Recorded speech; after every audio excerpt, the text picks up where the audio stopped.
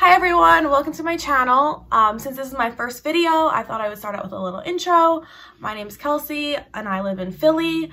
I started my reading journey about 3 years ago when I graduated college. And when I was getting into reading, I was looking up a lot of different YouTube videos on books that I wanted to start my reading journey with. I was looking for, YA, new adult, stuff like that I really gravitate towards, but also were, page turners, because as I was just getting into it, I didn't want to be struggling through books. I kind of wanted to fly through them and really get in the groove. But I was having a lot of trouble deciding kind of what books I should start with. So I wanted to start off my channel with the video that I wish I had back then on really great page turners, books that grab you right from the beginning, that'll really help you kick off your reading journey. To start, I want to talk about the one and only A Quarter Thorns and Roses by Sarah J. Maas. This is one of the first books that I read when I was starting my reading journey a few years ago, and it's still one of my favorite books to this day. It is a Beauty and the Beast retelling, but with a more mature twist, if you catch my drift. It's really good. It captivates you right from the beginning. We follow our main character, Feyre, who is a human living in the human lands, which is just south of Prythian, which is the Feylands. She's kind of the caretaker of her family, and one night she's out hunting to try to provide food for her family when she kills a wolf. And she finds out this isn't an ordinary wolf. This wolf is actually one of the Fey creatures from Prythian, and the High Lord that is like in charge of that Fey basically comes down and demands retribution from Feyre for killing the wolf. And I'm gonna leave it at that because I don't want to ruin anything for you guys, but it's a really strong book. It's a page turner from right from the beginning. And I really think it's a great book to start off your reading journey. The next book I want to talk about is Bringing Down the Duke by Evie Dunmore. This is a historical romance that takes place in the late 19th century England, kind of during the beginning of the women's suffrage movement. We follow our main character, Annabelle, who is attending Oxford, which is really unusual for women at the time. And she's able to attend Oxford because she has a scholarship. But in return for her scholarship, she has to be a part of this group that is very involved in the women's suffrage movement.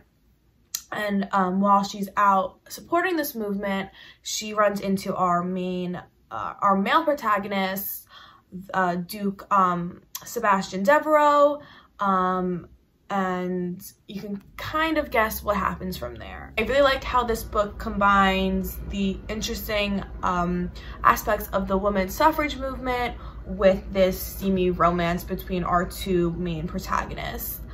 This book is captivating right from the start, which is something that I think all those books I'm going to talk about today do.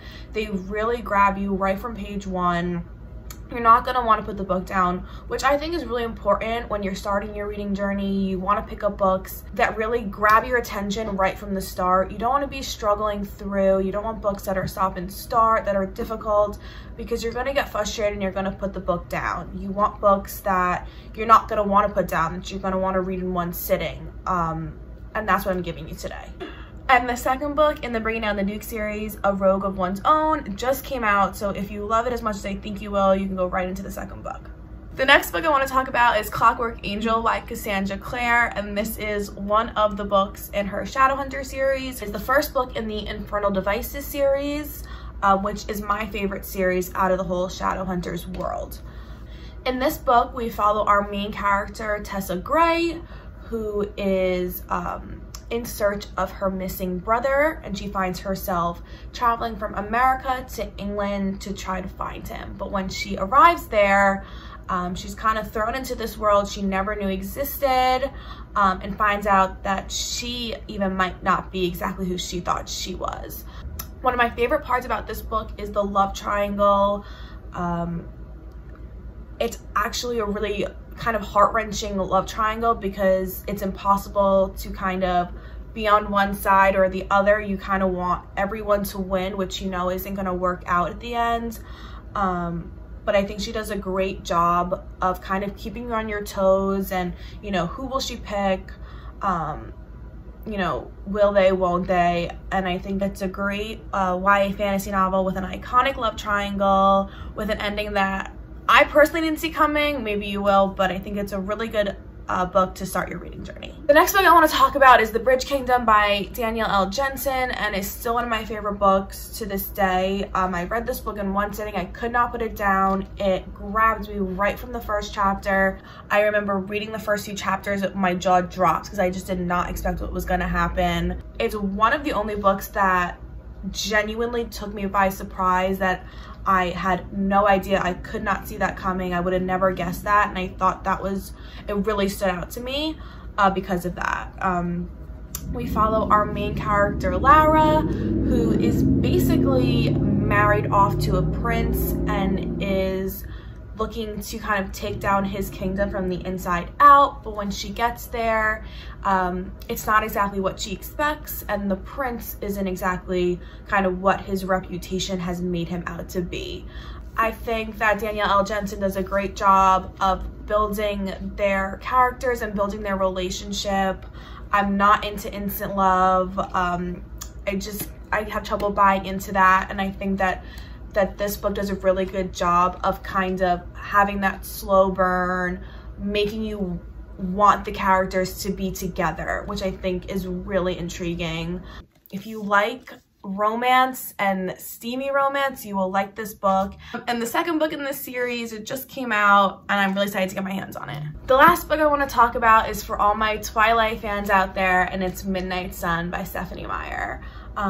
If you were a Twilight fan like me, you should stop what you're doing right now and pick up this book. It is Twilight told from Edward's perspective, and I just love it. I think that this book is so interesting because not only do you get Edward's perspective, but you get to hear the thoughts of all the people around him, obviously apart from Bella.